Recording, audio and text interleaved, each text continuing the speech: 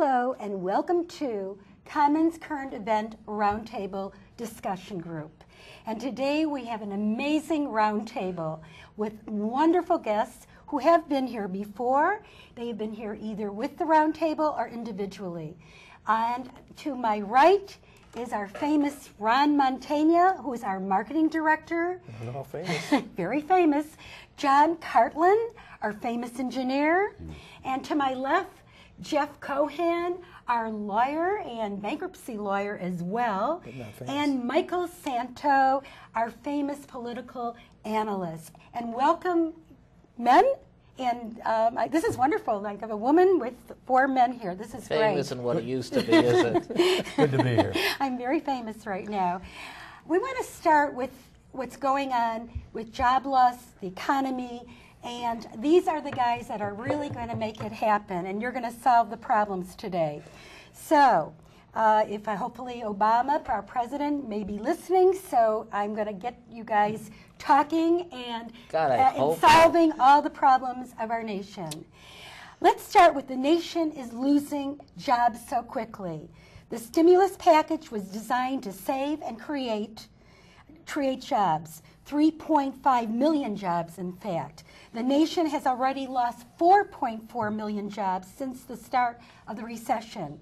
The economy is deteriorating and the normal fear has turned into terror.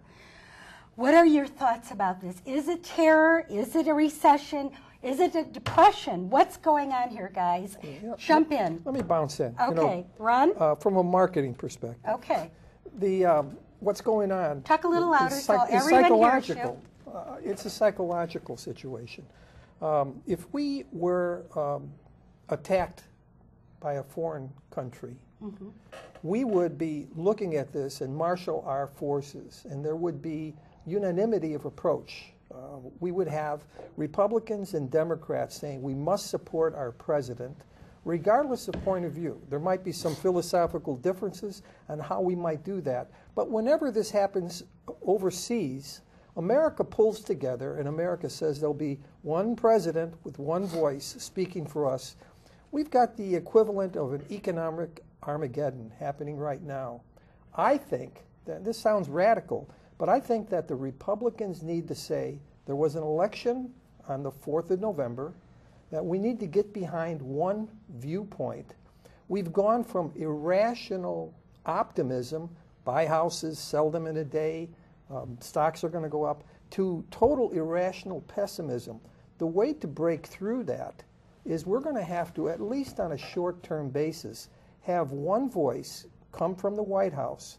And I think the Republicans have to back off and say, for this purpose, let's look as if there is a war, and that our president must speak with one voice, and we get behind our president and just do one thing, even if we don't agree with some of the policies.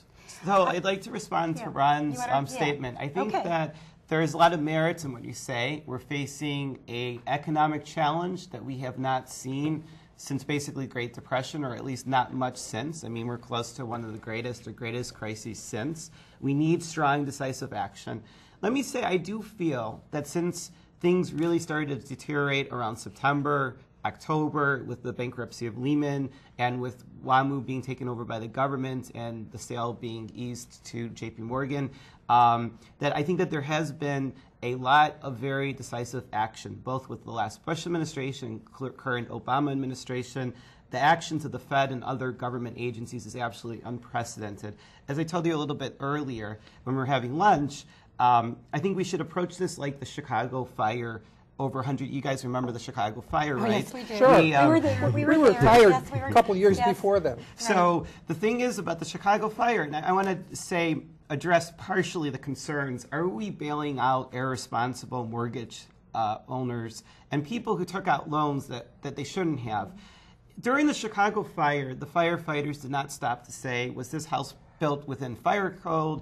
Did it meet proper fire standards? Was it fireproof? Did they have insurance? They put out all fires because it was a citywide disaster. The city was burning.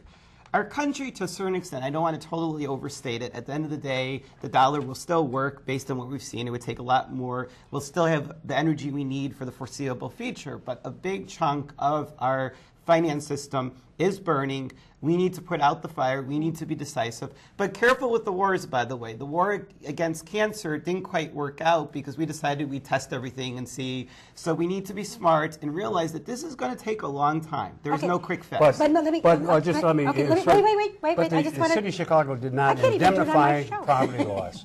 Yeah. You put the fire out, but Yeah. there was, the loss of property was not indemnified or paid for. I think they by have the put a city. temporary Okay, housing guys, down. They guys, created wait. temporary housing down. I just The want to city say and other one organizations thing. stepped in. I know what you're saying, Michael, and I just want to, and then and Jeff. We need to one of the problems I think people are having right now is that we're not concentrating on the economy. We got the energy bill, we got the health care bill, we got the education. We even have some of the, and we have 9,000, earmarks, and one of them is, would you believe it or not, using. They want to.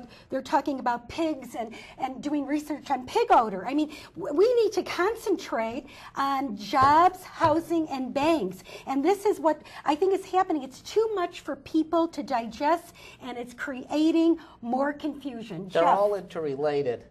If you don't work on the healthcare problem, you're not going to, in the end, do much to help the economy.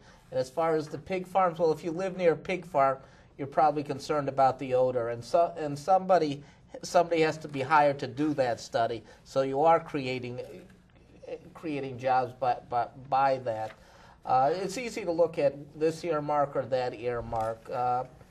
One person's pork is another person's necessity. I agree with you on that. That's a very good point. Yeah, but should the government be in the banking business? I mean, The government's always been in the banking It's business. always been in, yeah.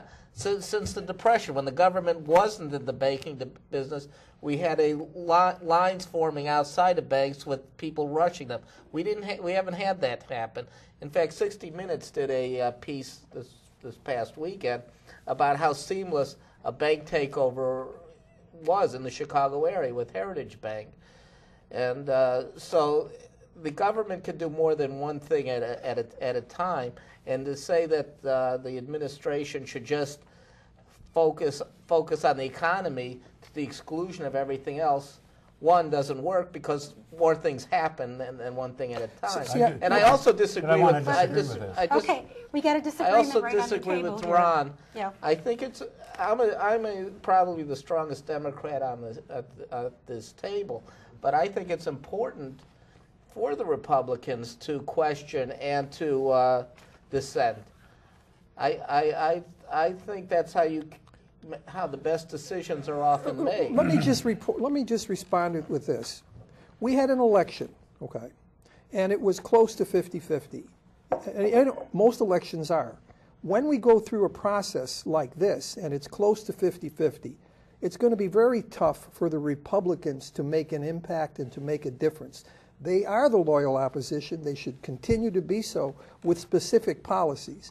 But for just a short period, what America has to see to get out of this psychological depression that we're in, they have to see some unanimity of some sorts. And I'd say back off and just say this for a while.